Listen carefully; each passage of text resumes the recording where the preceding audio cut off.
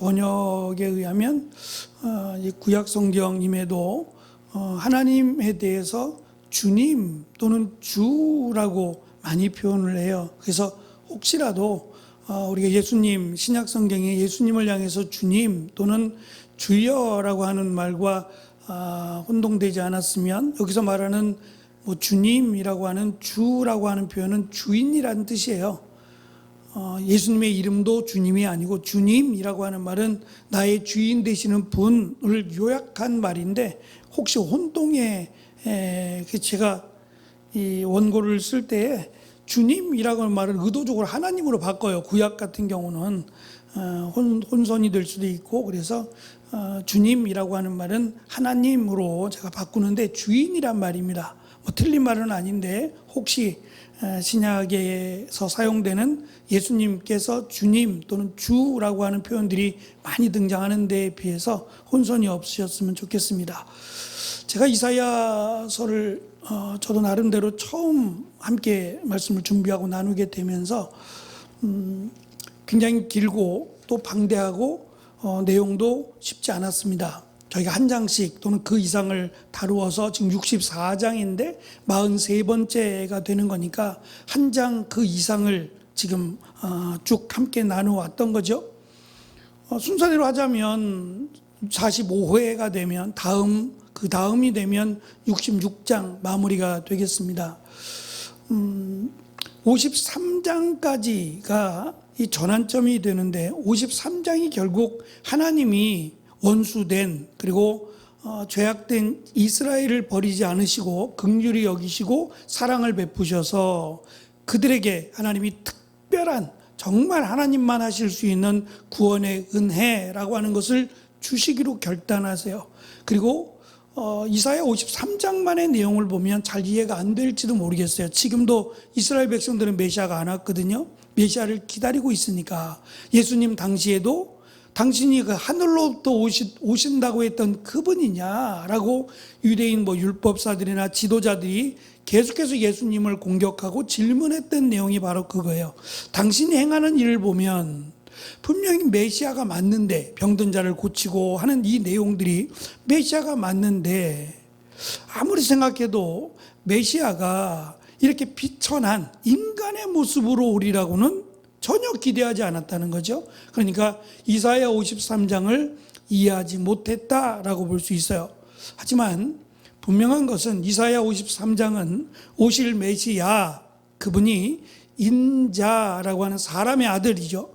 사람의 아들로 오신다라고 하는 것을 예언하신 정말 특별한 말씀이고, 그 이후로 54장부터 우리가 66장까지 계속 뒤를 앞을 돌아보며 53장과의 비교를 제가 지금 하고 있습니다. 66장을 맞춰가면서 말씀드린, 제가 처음으로 1장부터 끝장까지 함께 이사야서를 나누게 되면서 제가 살펴보고 있는 여러 권의 책들이 있는데, 그 책들이 지금 제가 하는 이 방식처럼 이사야 53장과 계속해서 비교하지 않습니다. 근데 저는 53장을 전환점으로 보고 53장이 1장부터 쭉 시작되어서 하나님의 심판을 받을 수밖에 없다가 결론이에요. 하나님이 저주하시고 심판해도 아무런 할 말이 없다. 세계 열방 그 어느 곳을 봐도 하나님의 은혜가 아니고서는 멸망 또는 심판의 길을 벗어날 자는 하나도 없다가 결론입니다. 그러면 심판하시면 되죠. 하나님의 약속대로, 하나님이 뜻하신 대로 심판하고 멸망하시면 끝이에요. 그런데 하나님이 은혜를 베푸셨다는 거예요. 인자라고 하는 인혜를 베푸셨다라고 하면서 갑작스럽게 53장이 나왔어요. 심판을 아니고, 심판이 아닌 구원을 주시기로 하나님이 작정하셨다는 거죠. 그래서 53장이 결론이 된다면 굳이 54장부터 66장까지는 도대체 결론이 났는데, 53장에서 다 얘기했는데 왜 66장까지를, 무슨 이유로 66장까지를 설명해서 하고 있을까라고 하는 점에서 돌아보기 시작했어요.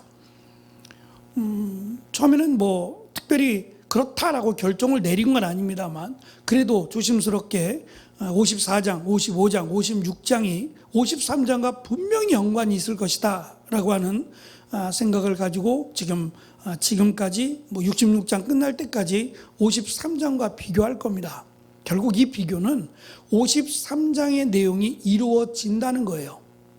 그런데 53장이 어떻게 은혜인지 또 지금 나머지 54장부터 66장까지의 내용들을 계속 살펴보면서 정말 하나님이 우리에게 은혜를 주셨구나 라고 하는 확신이 들게끔 만드는 내용들이 지금 우리가 살펴보는 64장의 내용이 되겠다라고 하는 점도 기억하셔서 특별히 그 64장의 내용만 보면 잘 이해가 안 될 수 있어요.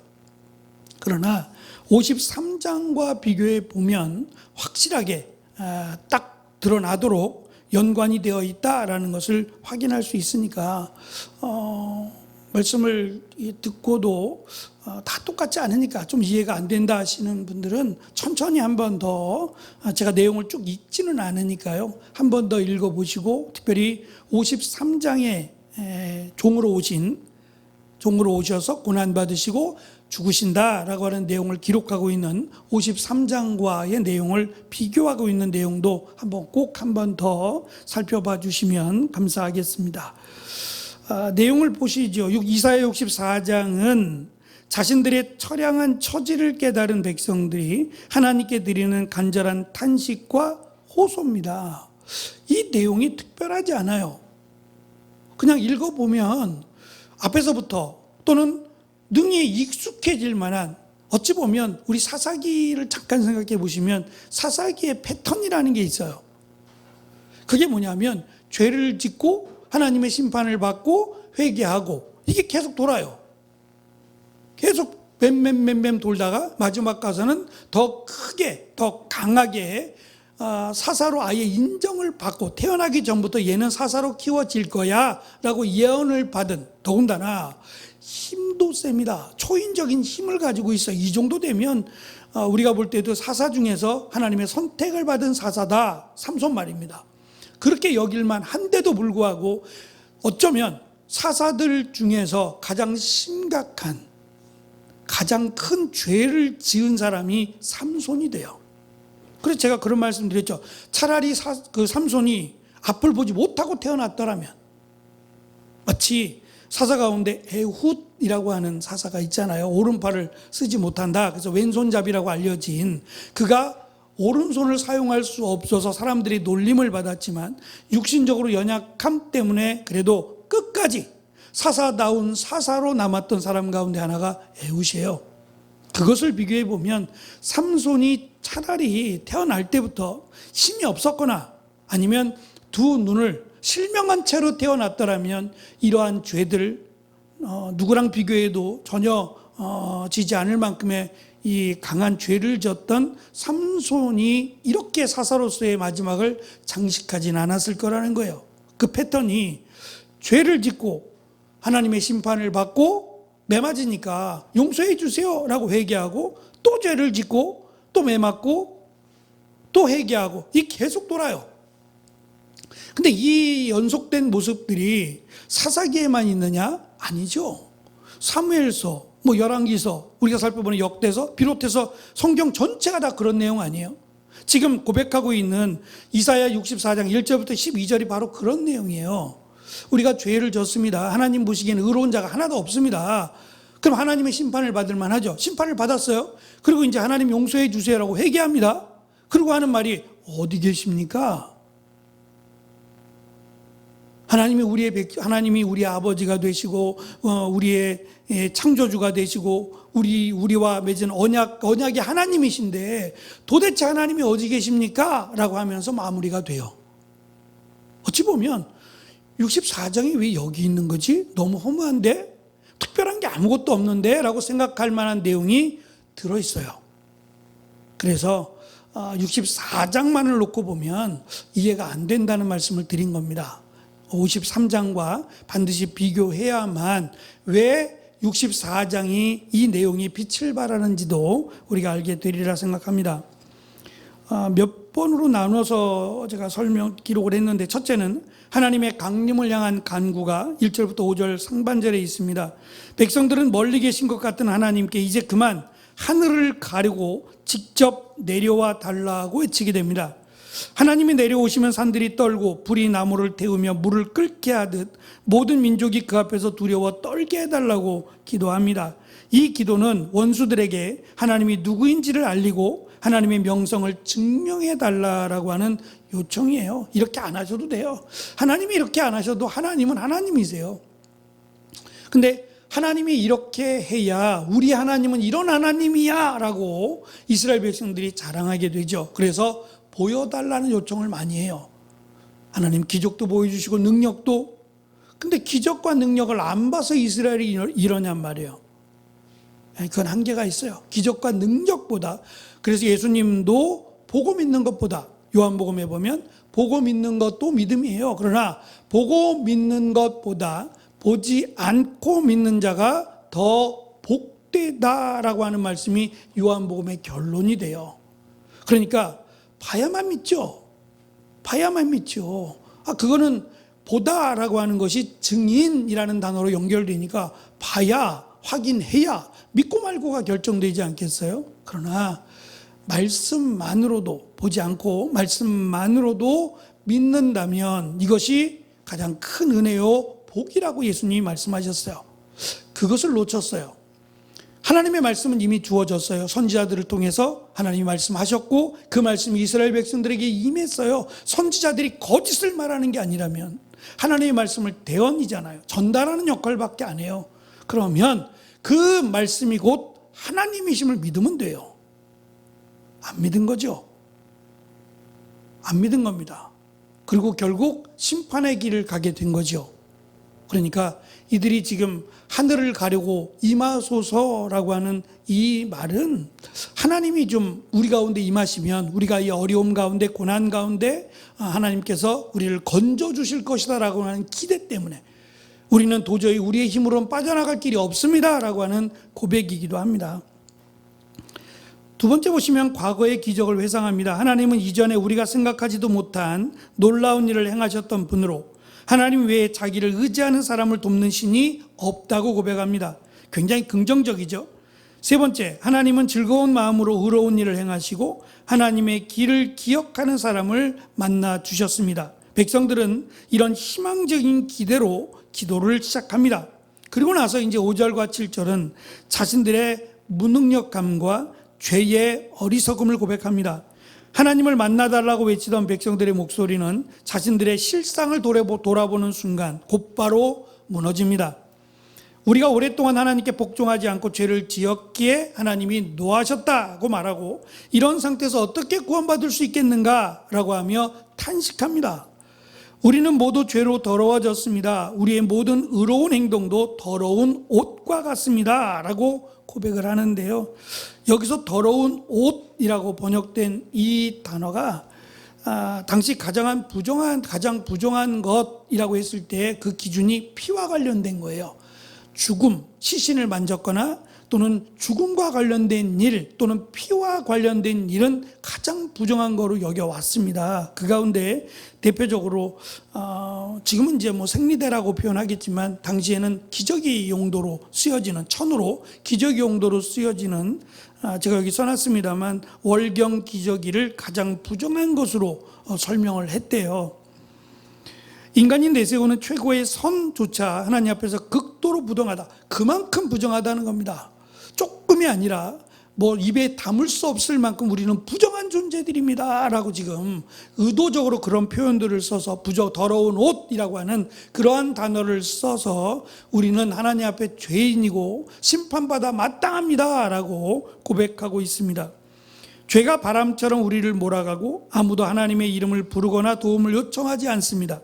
결국 하나님은 우리에게 등을 돌리셨고 우리는 죄 때문에 망하게 되었다라고 고백을 합니다. 이게 그냥 순서예요. 너무 익숙한, 하나님 어디 계십니까? 하나님 도와주세요 라고 해놓고 실상 자기들의 모습은 하나님의 도움을 받을 수 없는 죄악된 모습, 이게 순차적으로 특별하지 않은 기도라고 볼 수 있어요.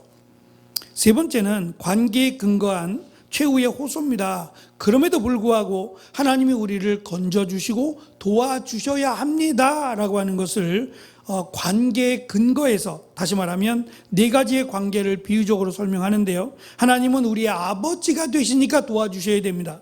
또 우리는 진흙이요 하나님은 토기장이시니까 우리를 도와주십시오. 세 번째, 우리는 모두 하나님의 손으로 빚어 만든 피조물이니 창조주이신 하나님이 도와주십시오. 네 번째, 우리는 모두 하나님의 백성이니 하나님의 언약 가운데 놓여진 백성이니 이 언약을 허락하신 하나님이 도와주십시오. 떼쓰는 거죠. 죄 지을 때는 언제고 하나님과의 언약 관계를 들먹이는 것은 오히려 더 하나님을 진노하게 할 수 있어요. 근데 이렇게까지 해서라도 하나님의 도움을 받고 싶은 거예요. 이어지는 마지막 10절, 11절, 12절을 보시면 시온이 광야가 되고 예루살렘이 황무지가 되었고 조상들이 찬양하던 거룩한 성전이 불에 타버렸습니다. 하나님의 심판으로 인해서 말입니다. 이 모든 비참한 상황을 보시고도 어찌 잠잠히 계십니까? 라고 묻습니다. 이는 하나님의 긍휼을 끌어내기 위한 가장 효율적인 기도의 방식이었다 그래요. 그러니까 특별하지 않다고 제가 말씀을 드렸어요. 억지 같고요. 그렇지 않아도 하나님은 다 하시고 진정한 회개, 하나님의 은혜를 구한다면 이렇게 안 해도 하나님은 도우세요. 다만 우리가 신앙생활 하다 보면 이해할 수 없는 부분들이 있어요. 우리와 하나님과의 관계를 가장 쉽게 우리가 잘 이해할 수 있는 비유적 설명이 아버지와 아들과의 관계예요. 지금보다 과거에는 더 강했거든요.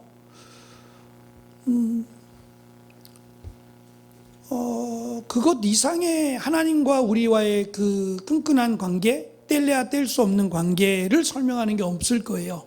부모와 자녀와의 관계, 이것이 아마 우리가 가장 잘 이해할 만한 하나님과의 우리의 관계를 설명하는 비유인 것 같아요. 그렇다면 자식이 배가 고파요. 그러면 지금 시간이 저녁되고 너무 늦었어. 이거 먹고 자면 너 그냥 밥 먹고 바로 잘 거면은 소화도 안 되고 안 좋으니까 먹지 마. 이건 건강을 위해서 하는 말입니다. 건강을 위해서 이렇게 이야기하는 것이지, 정말 배고파요. 정말 배고프면 먹지 말라 그래요? 챙겨줄걸요? 대신 바로 자지 말고 조금 있다가 소화 좀 시키고 자라고 말할 거예요. 그렇지 않아요? 안 먹는 게 좋은 거 알죠? 안 먹는 게 좋은 거 알면서도 배가 고파서 그러고 있는데 먹지 말라고 그냥 굶고 자. 특별한 경우가 아니라면 아마 그렇게 하지 않을 거예요. 마찬가지로 하나님과 우리와의 관계가 아버지와 아들의 관계라면 아들이 잘못했어요. 실수했고 잘못했어요. 그럴지라도 잘못하고 실수했으니까 라고 해서 그거 따져가면서 해주고 안 해주고 결정하지는 않잖아요. 그럼에도 불구하고 자식이니까 더 챙겨주죠. 그게 우리와의 모습이라면 하나님께서 우리의 간절한 기도를 듣지 않으실 리가 없어요. 하나님은 우리를 사랑하신다고 구구절절 말씀하시니 우리의 기도를 들으실 것이고 또 우리의 기도에 응답하실 것이 분명해요. 그런데 말씀드린 것처럼 이해가 안 된다라는 말씀을 드리잖아요. 왜 응답 안 하실까요? 왜 내가 기도한 대로 응답이 아니라 오히려 내가 원하는 방식이 아닌 방식으로 응답을 하실까요? 내가 미워서가 아니라면, 내가 싫어서가 아니라면 그건 하나님의 뜻이 있을 거란 말이죠. 그것을 우리가 다 이해할 수 없어요. 그것이 우리의 한계이기 때문에. 그러나 중요한 것은 하나님과 우리와의 관계를 성경에서 하나님이 말씀하신 것처럼 부모와 자식 간의 관계로 말씀하셨다면 분명히 하나님은 우리를 사랑하심이 분명하고 또 우리에게 가장 좋은 것을 주신다 하신 하나님의 뜻이 분명합니다. 그래서 지금 64장의 이 아주 보편적인 기도입니다. 특별하지 않습니다. 늘상 기도해 왔던 이스라엘 백성들의 전형적인 기도입니다. 근데 이 기도를 굳이 64장에 넣은 이유가 있다는 거죠. 전혀 특별하지 않아요. 근데 이것을 굳이 끝나가는 이사야 66장에서 끝나는데 굳이 끝나가는 시점인 64장에 이 기도를 넣은 것은 바로 53장과 연결해서 하나님의 뜻이 이루어졌다라고 하는, 이루어진다라는 것을 더 확실하게 설명하기 위한 뜻이 있다라고 보는 겁니다. 마지막 네 번째입니다.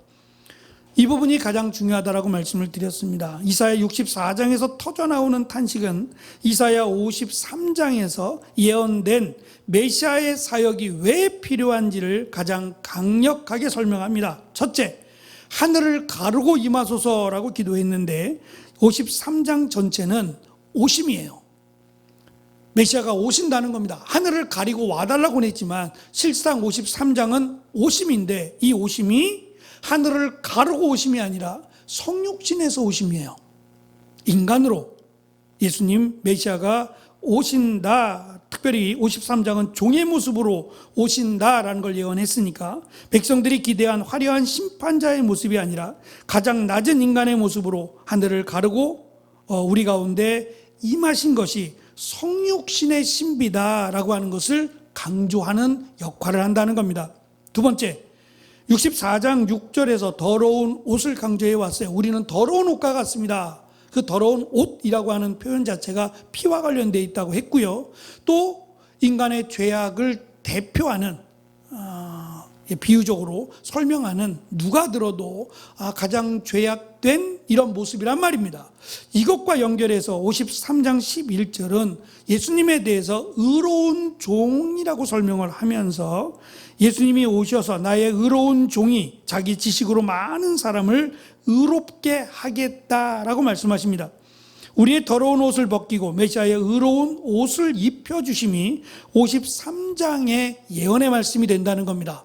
그래서 이 더러운 옷이 이제 의로운 옷으로 바뀌게 되는 이유가 53장에서 종으로 오시는 메시아로 인해서 뒤바뀔 것이다 라는 것을 한 번 더 강조한다는 말입니다. 세 번째, 토기장이가 되어서 우리를 만들어 달라라고 요청을 했습니다. 거기에 대해서 53장 5절에서 그가 채찍에 맞음으로 우리가 나음을 입었다라고 하는 것은 토기장이신 하나님이 친히 상함을 입음으로 깨진 것을 새롭게 하심으로 진흙인 우리를 새롭게 빚으시는, 그래서 새롭게라고 하는 표현들이 많이 나오죠.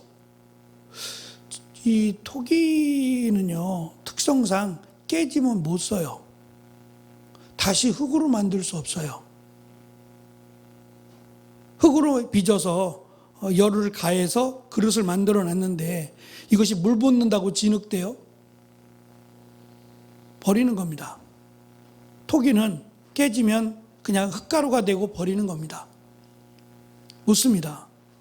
그런데 이 못 쓰게 된, 버려야 마땅한 것을 새롭게, 새로운 옷으로 라고 설명하면서 새롭게 만들어 주시겠다, 새로운 피조물이다 라고 설명한 이유가 여기에 있어요.